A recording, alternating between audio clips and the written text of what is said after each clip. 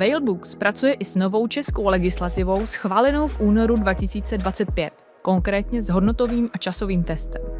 Po otevření portfolia vidíme v sekci realizovaných zisk, zda jsme již prodejem kryptoměn nepřekročili hodnotový test.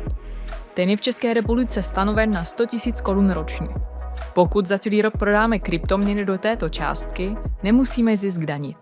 Whalebooks zároveň sleduje i časový test. Ten říká, že kryptoměny držené déle než 3 roky, a to až do výše 40 milionů korun, nepodléhají zdanění. I tuto informaci nám systém přehledně zobrazuje.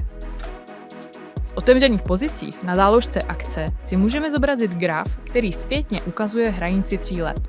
Vidíme zde, že část nákupu je již označena zelenou barvou.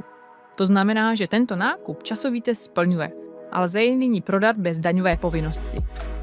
Druhá část nákupu, která proběhla až na začátku roku 2024, zatím časový test nesplňuje.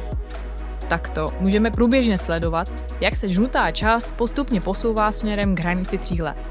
Jakmile tuto hranici dosáhne, změní se na zelenou a my víme, že můžeme kryptoměny prodat, uplatnit časový test a ušetřit na daních.